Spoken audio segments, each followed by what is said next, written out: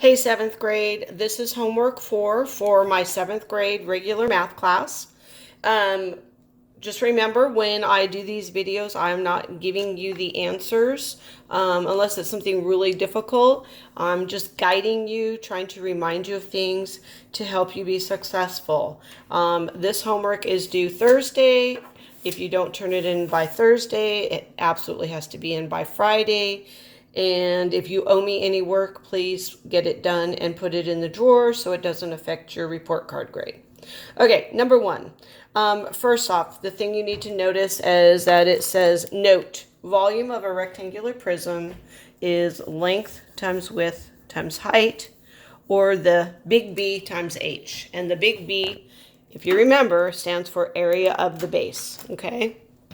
So if I were to draw a rectangular prism like this, okay, the big B is this guy down here. That's just the bottom that it's sitting on, okay? And since the bottom is shaped like a rectangle, it's just length times width, okay? So big B is length times width. And then we have times height. All right. Anyways, a crate is shaped like a rectangular prism. Okay, just like this.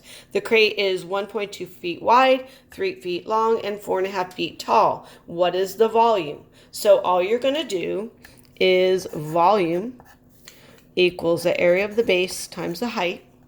Okay, length times width. Then I could rewrite it if I want, length times width times height. But guys, you really need to know this. We're going to be working a lot with this big B, and we're going to be using other shapes now, or other solids.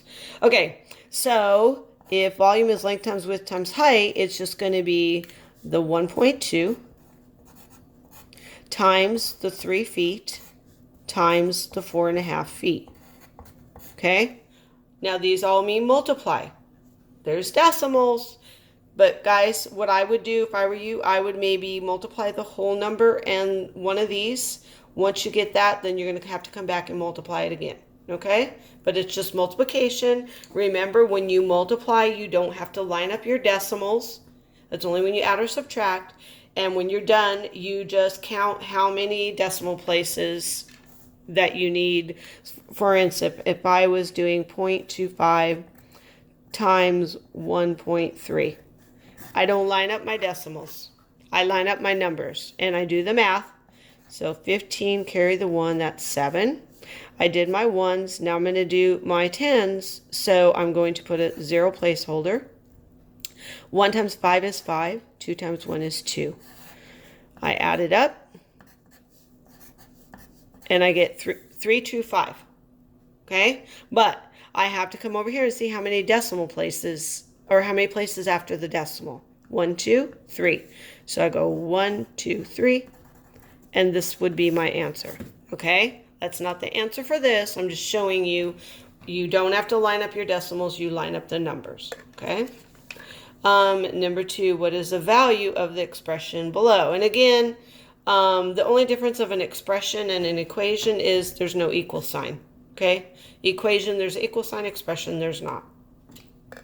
To do this right here, you have to follow PEMDAS. Please excuse my dear Aunt Sally, where it's parentheses first, then exponents, multiply and divide in the order they appear from left to right, and add and subtract in the order they appear from left to right. So parentheses go first, so I would do my 9 divided by 3.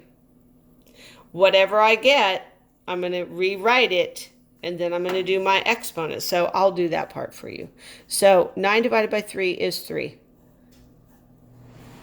But I got to keep my exponent there, okay? And then I'm just rewriting it.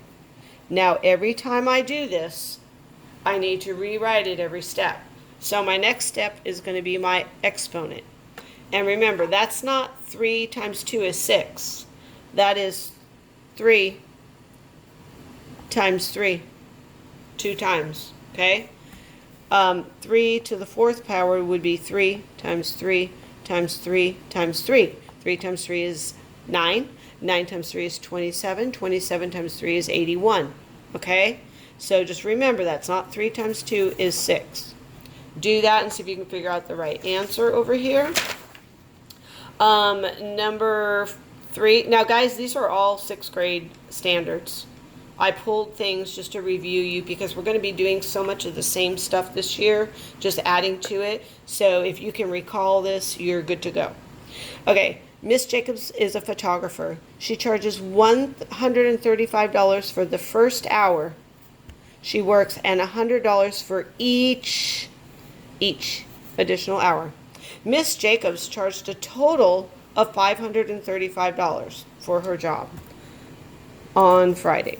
Which equation can be used to determine H, the number of hours, additional hours she worked on the job?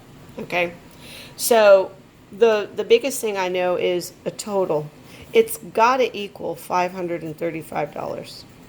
And there are 3 of them that do and 1 that doesn't. This is a 135 times H. That's gone. Okay? So then I just have to decide which one of these is the right one. It's got to equal 535. She started out with $135 for the first hour and then $100 for each hour. Each hour is our variable H. So when we talk about each tells you to multiply. Sometimes it might be to divide, but in this case it means multiply. So what am I multiplying by H? Okay, so pick the one that best describes starting out with $135 charge for the first hour and then $100 for each hour.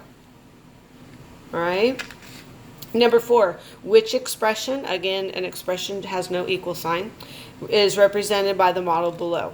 Okay, so whenever you have these like this, we call these jumps. And what you need to know is whatever one of these you pick that matches, you have to have negative 20. So your expressions have to equal negative 20. If you do the work, the math, the operation, and it doesn't equal negative 20, then it's not the right answer. And since we are multiplying on all of these, I know I can use the little hashtag or tic-tac-toe, 3+ in a row, and everything else is negatives. Okay? So I know over here a negative times a negative is a positive. That's a negative. A negative times a positive times a negative is a negative. A negative times a positive is a negative, and 2 positives, positive times positive gives me a positive. 2 negatives give me a positive. So there's only 2 possible choices. The trick is, well, which is the right one? So I'm starting at 0, and I'm doing 1, 2, 3, 4. 1, 2, 3, 4 jumps. I'm jumping 4 times, and each time I jump, how many am I moving? Okay, see if you can figure that out. Number 5 is a proportion. Okay, percent. Percent is always out of 100. Always. Okay, Matt answered 20 of the 25 questions on the test. What percentage of the test questions has Matt answered? A proportion. Remember this? Proportions look like this. 2 ratios equal to one another. Okay? They may not look the same, but they are equivalent. Well, it says he answered 20 out of 25 questions. What percent? So I want to take this number and turn it into a percent. What do I have to do to get this to be 100? Whatever I do here, I do to the top. And that's your answer. Okay? Again, guys, please make sure you do this and you turn it in and do your best and show your work. And make sure if you owe me anything, you get it done before the first 6 weeks report card. If you have any questions, get with a buddy or come to tutoring. See you in class.